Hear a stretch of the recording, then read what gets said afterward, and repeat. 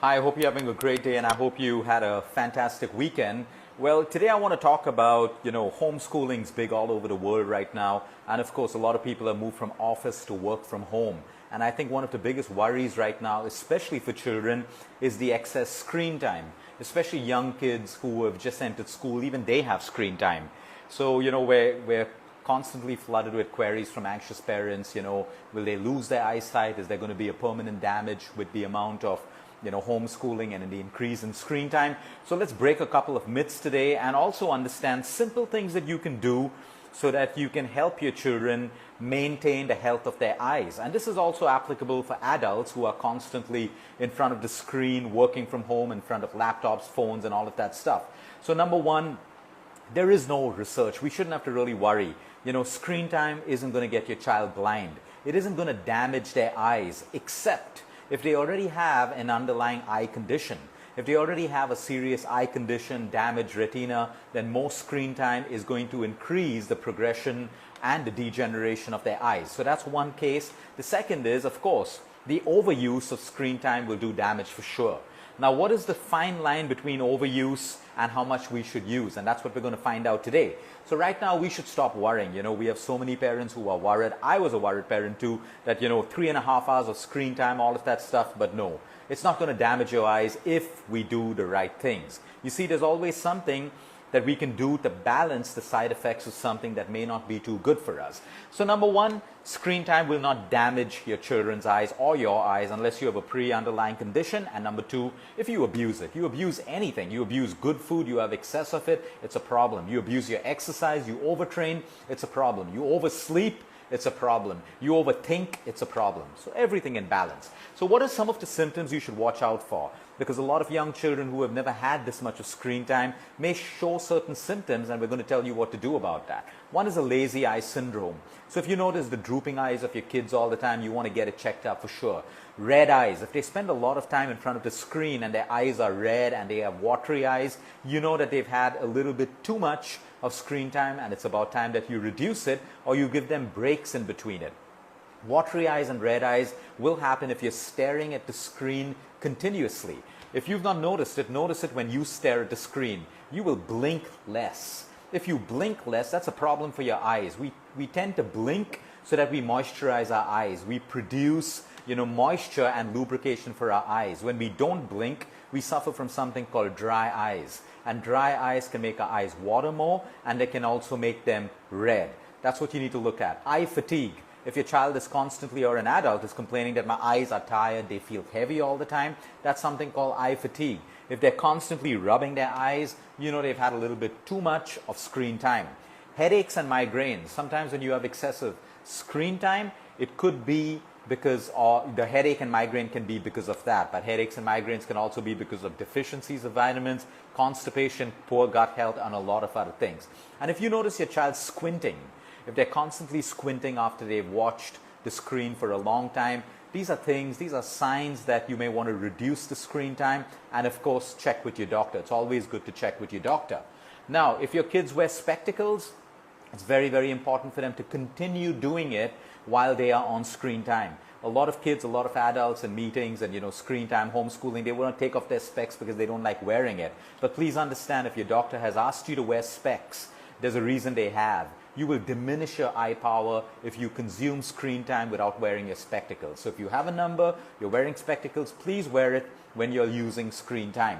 Okay, regular eye checkups, also not right now because you can't go out, it's not safe for you. But if your child demonstrates or you demonstrate a lot of these symptoms continuously, okay, even despite the remedies I give you, then you want to surely get your eyes or your child's eyes checked up. Number two, if you're going to be looking at screen time all the time, it is also important to find a balance where your children look at natural light. So before they start their day at school, get them to look. If you have a balcony, good. If not, just open the windows and let them connect with the sun. If there's no sun, look at the bright light around. Natural light is a very, very good way to balance screen time and natural light. The problem with screen time is there's too much of artificial light, too much of blue light. So we got to constantly rebalance, you know, so if you eat something bad, you balance it the next day by controlling your calories or exercising. The same thing with your eyes. So before they start homeschooling, let them spend time looking outside for even 2 to 3 minutes, connect with the bright light. In between breaks as well.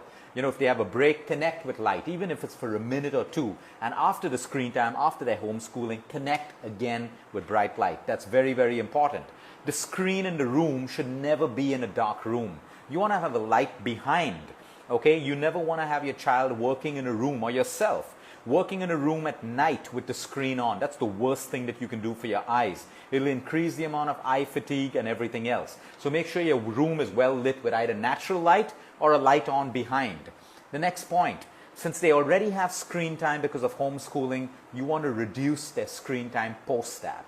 Now, when they were going regularly to school and when they come home, you give them a little bit of iPad time, screen time, that's okay. But today we know that there is an overconsumption of screen time. So if they are going to have homeschooling, you've got to really sit with your child and negotiate and reduce the screen time post-homeschooling time, so that the overall time, there is a reduction in the overall exposure of time. Okay, even how your child sits, okay, a lot of adults do this wrong. So teach your children how to do it. There should be at least a 25 centimeter, you know, gap, distance between the screen and the child.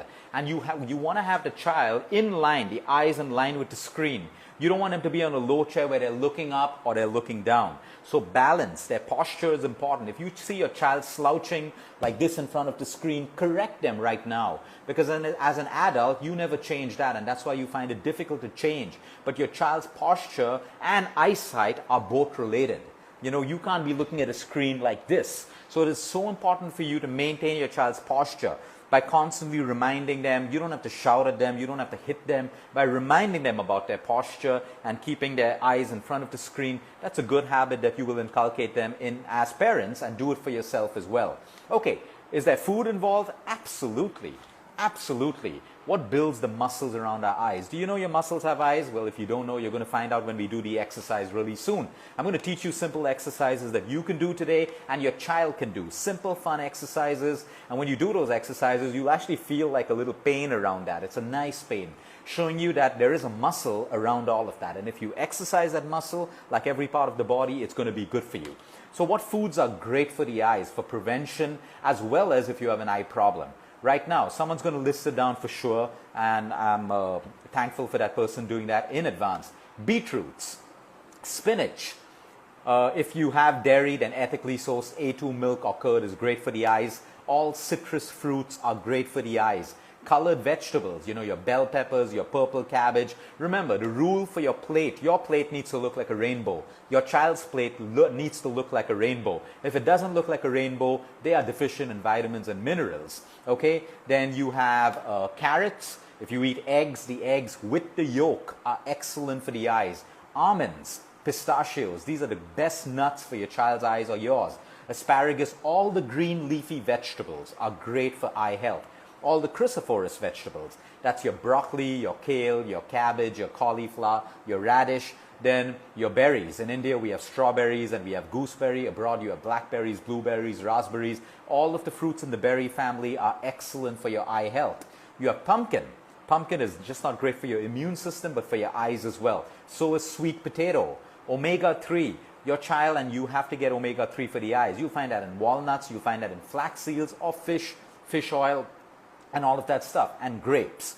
So basically, all the foods I spoke about are brightly colored or deeply colored vegetables and fruits. When you think of your eye health, your immunity, inflammation, think of a rainbow plate. So if you can make your plates colorful with different fruits and vegetables, like I said, you're getting enough of nutrition for your eyes. Now, in case your child has eye fatigue, or they're scratching their eyes or rubbing their eyes or heavy eyes, you may want to put cucumber slices on their eyes post-screen time. That helps you reduce inflammation and really cools that. Even taking cold, keep a bottle of rose water in the fridge, and then on a handkerchief or in a thick tissue, soak it in ice cold rose water and slowly bathe the eyes. In case they have any of those symptoms, you can also use a tea bag. You know, where you take a black tea bag, put it in hot water, extract the tea from it, and then put it in the fridge. And put a cool bag on your child's eyes or your eyes to reduce the inflammation and to kind of reduce any irritation that you may see.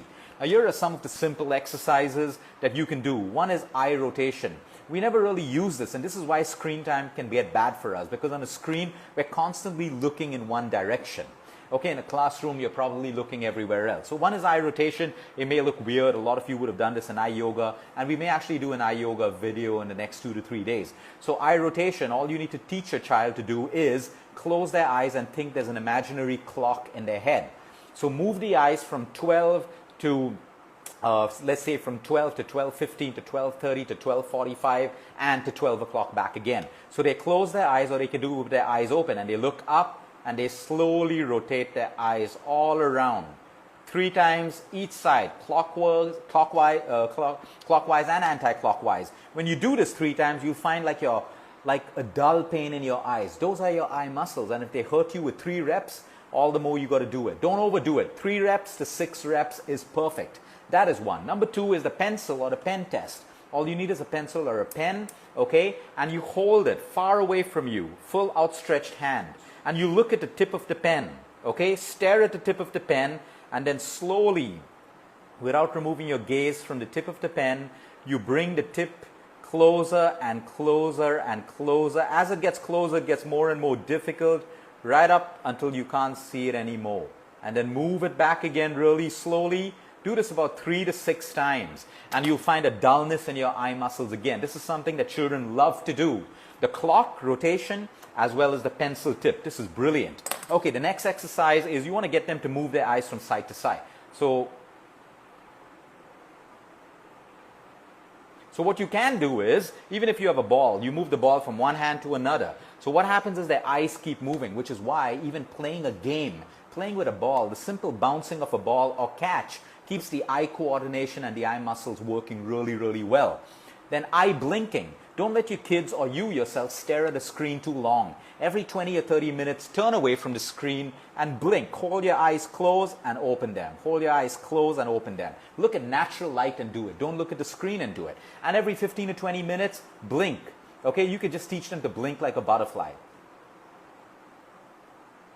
Don't look at the screen and do this. When you do that, you don't have dry eyes anymore. When you rapidly blink like a butterfly, you produce tears automatically. So, teach your children these little things. And their 3.5 to 4 to 5 hours of screen time is not going to create a problem for them. But if they only consume screen time without doing these things in balance, they're bound to have problems with their eyes at some point. So like I said, playing with the ball, playing a sport, racket sport, all of this is great for eye coordination and for the eye muscles. Like I said, let me repeat, look at natural light in the morning, in the afternoon. Never look at the direct sun in the afternoon and in the evening. Another brilliant exercise if you have sunlight around you. Okay? Close your eyes and look in the direction of the sun. Don't open your eyes, and you'll see a yellow haze obviously, and you'll feel the warmth of the sun, and everything will be yellow. And when they open their eyes, look away from the sun, blink a couple of times. That is a fab exercise for the eyes. And the last exercise that you can do is every 15 to 20 minutes, look away from the screen and try to look at the farthest object, which is the object that you can see far away. Because you're so used to looking at the screen closely, now you want to change that sequence, you want to change that rhythm by looking at something far away from you and focus on the point. Get back to work, get back to homeschooling. So these are little things that you can do. A few more points. Blink every 5 to 10 to 15 minutes. Very, very important. Remind them until it becomes a habit and you do it too. Try to avoid looking at a laptop or a phone or reading a book in a moving vehicle. This is really bad for your eyes. Never do that. Never ever look at a phone, read, study when you're in a moving vehicle. Again, at night, try not to look at screens, especially your children homeschooling.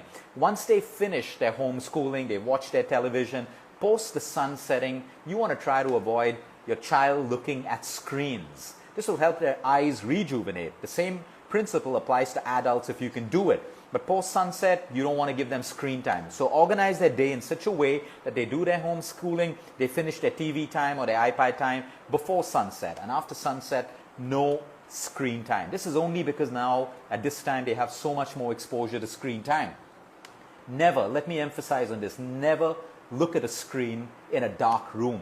Never do that. As an adult or as a child, the strain that you put on your eyes will be incredible. And like I said, the last point is your child's posture. It is so important for them to have a great posture while looking at the screen, because it will also prevent them cervical problems, spinal problems, pain in their shoulders and their trapezius. So get every 1 hour or 45 minutes, get them to stand up, touch their toes, do shoulder rotations, do a forward bend, 5 jumping jacks. This is something kids should do, and you as well, because you have eyes, they have eyes at the same time. So if you can do these simple things, I don't think we should be worried about homeschooling. Try to get them a bigger screen if you can.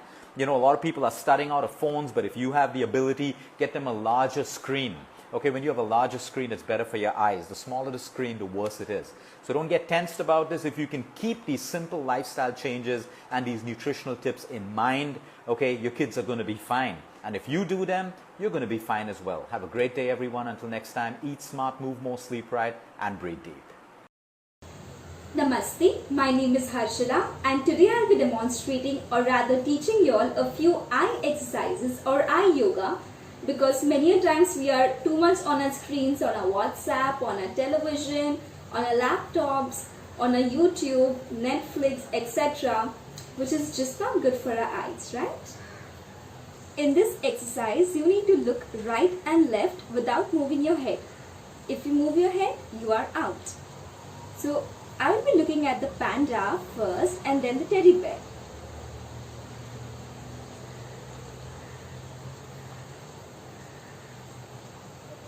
It's as simple as that. In case you do not have any toys, if you're traveling or you're in the classroom, you can also place 2 hands right and left, and then look at the right palm and then look at the left palm.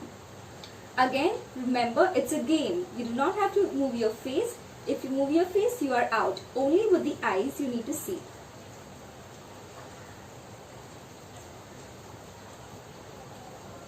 That was the exercise number 1, looking side to side. This exercise is called as up and down. You need to look up at the ceiling or a fan or the sky, and down either at the caterpillar or any toy, or you can look at the legs, or you can also look at the floor. Anything is completely fine. Again, remember, it's a game. If you move your head, you are out. You only need to move your eyeballs. So let's get started. Back straight, chin up. And I'm going to look up at the fan. And down. Up. Down. Up. Down. In case this is getting a little difficult for you, you can also place 2 hands up and down, just like a bob. You can look at the palm, which is up and down, as you're comfortable. Any hand up, any hand down is completely okay. Back straight, chin up, and I'm going to begin. You can do 10 reps and then close your eyes and relax. In this exercise, you need to look at the 2 corners downwards. So I have placed the turtle here and the caterpillar here. I'm going to look at each one of them one by one. So let's see how you need to practice this. Back straight, chin up. Remember, you do not have to move your head, only the eyes.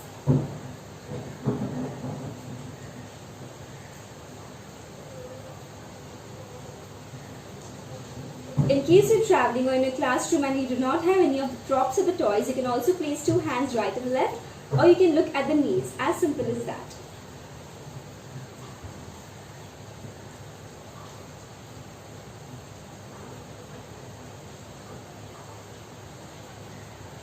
You can practice this 10 times at once and then close your eyes and relax. In this particular exercise, you need to look at the 2 corners of the room, or you can also imagine a rainbow, looking at the 2 ends of the rainbow.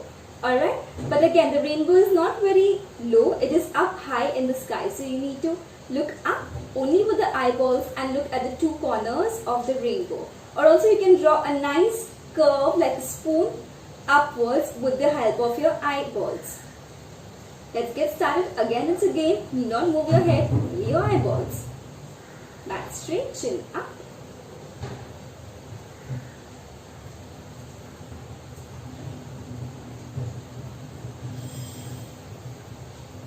That's about it. You can do it for 10 to 15 times, as much as your body allows, as much as you're comfortable with it, and then you can close your eyes and relax. Next exercise is called the butterfly exercise. Now, in this exercise, you need to blink your eyes just like the butterfly flaps the wings. So let's get started. We need to count the number of blinks that we do. It can be up to 10 or 20, as much as you can. No force. So I'm going to get started. Back straight, chin up. I'm going to blink my eyes very closely, very tightly. 1 and open. 2 and open. 3, open. 4, open. This way we can go up till 10 or 20. Again, after you finish, just place your hands on your eyes. Simply close your eyes and relax. Now this particular exercise is called as Mimosa. Just like when you touch the mimosa leaf, it closes up and then after a while it opens back. Similarly, we'll be closing the eyes little tightly for up till 5 counts or so and then opening up back nice and wide just like a lion. Back straight, chin up. Close your eyes little tightly and I'm going to start counts. 1, 2, 3, 4, 5 and open the eyes nice and wide. 1, 2, 3, look at one point only. 4 and 5. Again close your eyes for up to 5 and open the eyes. Look at only one point, whichever thing you like, for up to 5 counts. That's about it. You can do this for 5 to 6 counts. After you finish, close your eyes and relax your eyes. Now the next exercise is called as the clock exercise. Now imagine a very big clock in front of you. There's number 12, 3, 6 and 9. So all you need to do is you need to look at all of these numbers as I say. Alright. Also we need to do it 12, 3, 6, 9. After a break we will be doing 12, 9, 6 and 3. Let's get started. Again, need not move your head. If you move your head, you are out. It's a game. Back straight, chin up. Let's start the exercise of clock. Look up at 12, 3, 6, 9. 12, 3, 6, 9. Do it for 10 rounds. After you finish the 10 rounds, close your eyes and relax. Post that, we'll be doing the anti-clockwise direction. So let's get started the reverse way. Back straight, chin up, look straight at the point first. Now you look up 12, 9, 6, 3. 12, 9, 6, 3. Again, do it for 10 counts. After you finish your 10 counts, close your eyes and relax. In this particular exercise, you will be using your thumb to gaze. You can use any hand, whichever you like. Place a thumb right in front of your nose or touching your nose and try looking at the nose. So your gaze will be inwards. Again, back straight, chin up. You need not move your head, only your eyeballs. And I'll start the count. 1, 2, 3, 4, 5, 6, 7, 8, 9 and 10. Once you finish, gently close your eyes and relax. In this particular exercise, you will be using your thumb to gaze. You can use any hand, whichever you like. Place a thumb right in front of your nose or touching your nose and try looking at the nose. So your gaze will be inwards. Again, back straight, chin up. You need not move your head, only your eyeballs. And I'll start the count. 1, 2, 3, 4, 5, 6, 7, 8, 9 and 10. Once you finish, gently close your eyes and relax. In this particular exercise, you will be using your thumb to measure the distance between your nose and the line of your legs. Okay? So just measure, just lift your hand, left hand or right hand, right from the legs up until your nose. Now take the other hand and place the thumb right up there. From here, all you need to do is you need to take the thumb and bring it close to your nose and again bring it back outside. And again, you only have to look at the nose and nothing else. So no other surroundings should disturb you. I'll get started. bring the nose very, very slowly, very close to the nose. I'm not looking anywhere else but just my thumb. And I'll bring it back outside. And again, bring it close to the nose and out.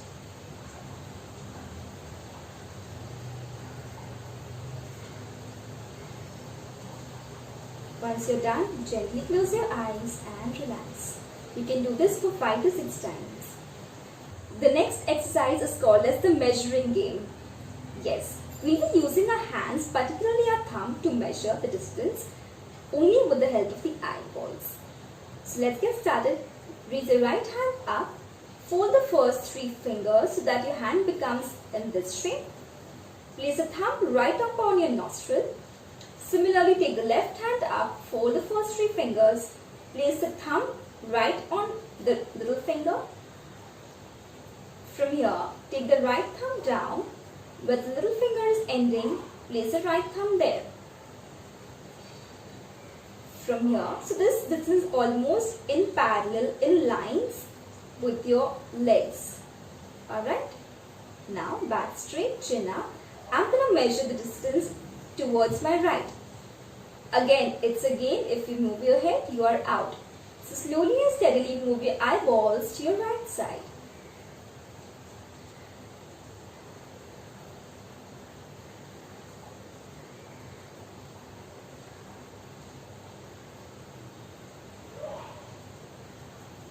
Slowly bring thumb back.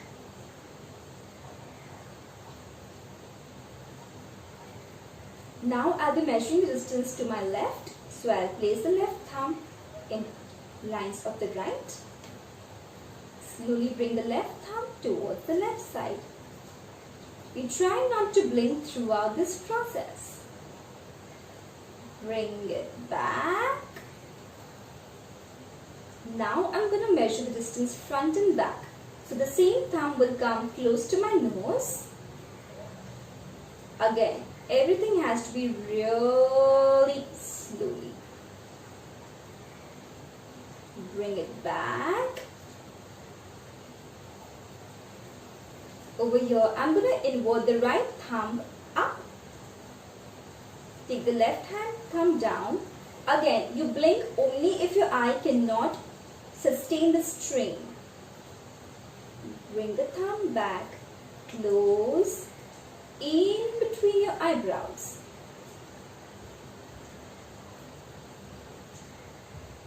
Bring it back out. Keep looking at the thumb and nothing else. Slowly bring the thumb down, hand down, and close your eyes. It's completely okay if your eyes are watering at this moment. Open your eyes and relax. Next exercise is called as a tracking exercise. In this, you can use a pen or a pencil or a marker or a stick, whatever you have with you. Hold it with one hand. Try and gaze at any point that you like, either red color or blue color or a white color.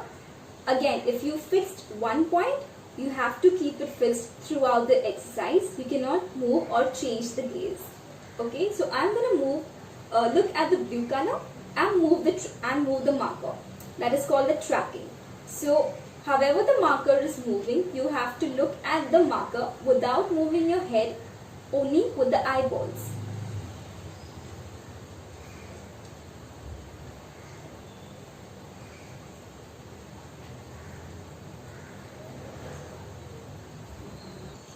This exercise is called as a shifting exercise. In this, you can hang a ball from a fan, or you can ask someone to hold a pen or a pencil in front of your face.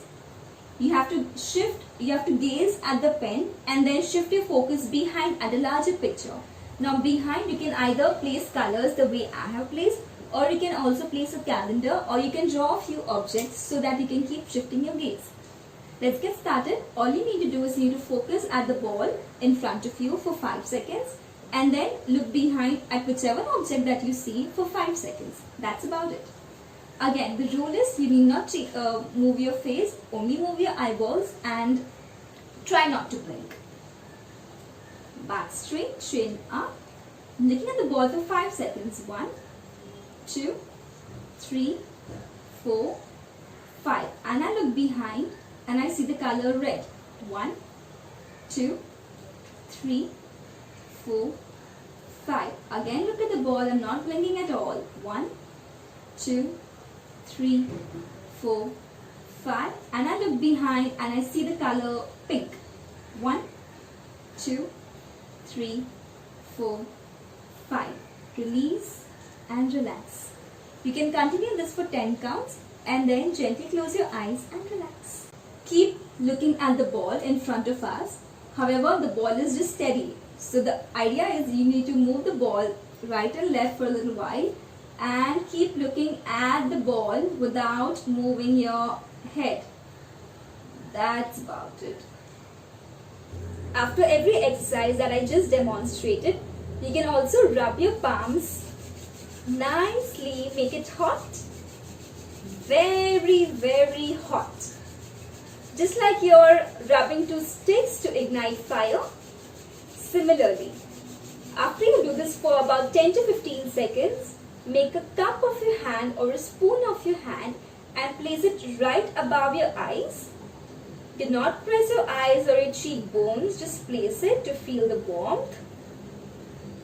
Stay there for about 5 to 10 counts and then slowly bring it out. Peekaboo. Namaste.